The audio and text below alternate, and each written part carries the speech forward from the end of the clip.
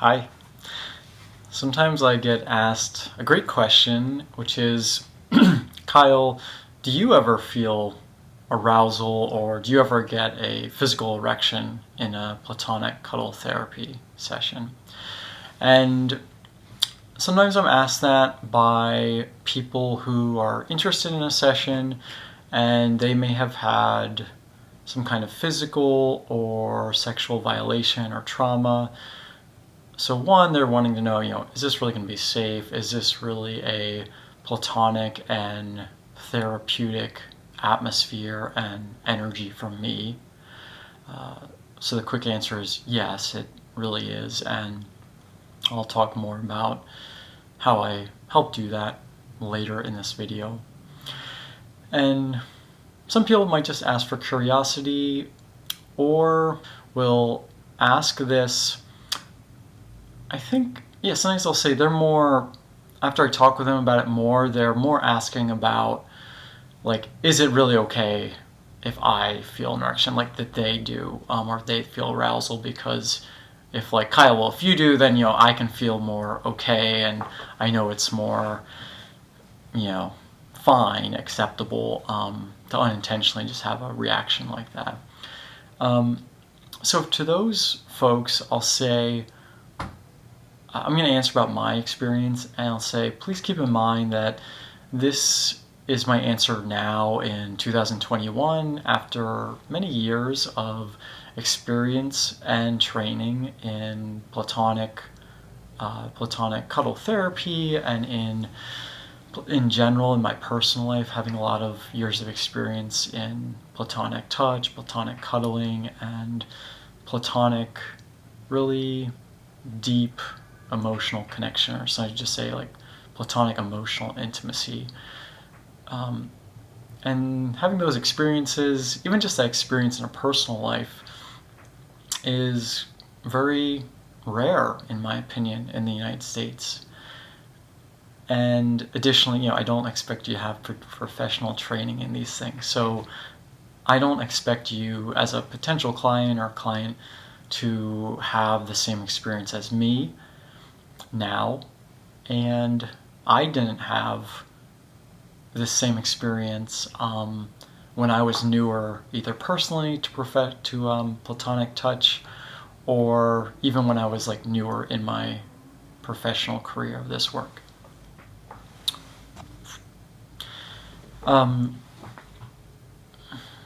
There are other videos in my channel that talk about specifically from answering a client's frequently asked question of what if I, the client, gets an erection. So really encourage you to check out two of those, at least two at this time that I've made. So the answer to that question now of if these days, 2021, do I, Kyle the practitioner, feel arousal? I'd say generally very little. And I'd say very little, and it's only once in a great while. And I have never gotten a, hopefully this isn't too crude, but I have never gotten, much of an erection. Maybe a little more blood flow in that area, but nothing significant. And how myself and a client help create that platonic and therapeutic setting is from the beginning. I mean, I'm just going to briefly go over these things, but going over the intentions and agreements in the beginning. And for me personally, there's always the minimum clothing agreements of mid-thigh shorts as well as a tank top or t-shirt. And that's of course helpful for me, but even more so, I'll often communicate with clients, inviting them even beyond that minimum clothing, have the intention of you being comfortable, relaxed, or knowing there's a therapeutic setting. Just keep in mind, don't go for dressing sexy, and that helps both of us.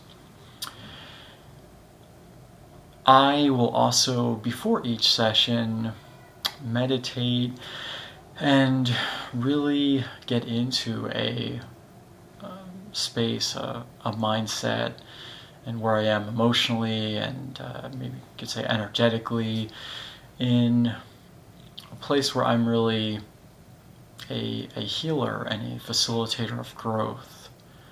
So I get into a space myself internally beforehand where I'm in a different way of being than what I usually am in the world, or even than what I am when I'm just, even these days, participating as a individual personally in a different, in a, like let's say a platonic cuddling workshop where I'm just a participant, I'm not the facilitator.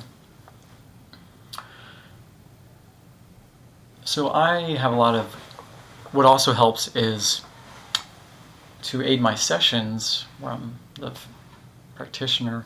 I have a lot of training and experience in really being aware of my body, my emotions, my energy. So I am able to notice very early on if any of those things within me are starting to go in a direction that isn't going to be therapeutic, or just as far as my internal feelings or thoughts or things. So when I notice that early on, I can do a number of things to help let that go and shift that back to the place I want to be in. And I can do energy grounding techniques, breathing techniques.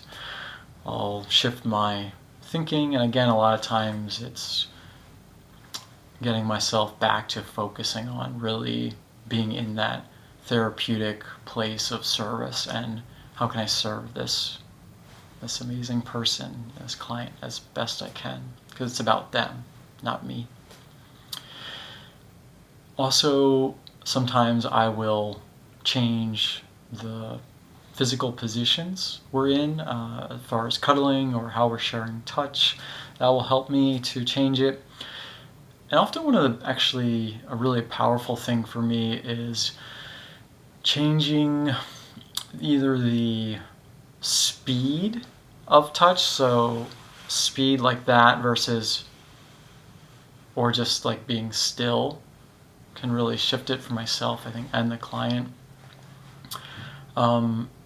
As well as maybe other things like if it's a very light touch versus more firm and slow grounding. And also, yeah, I hope this isn't too crude, and I try to be authentic, that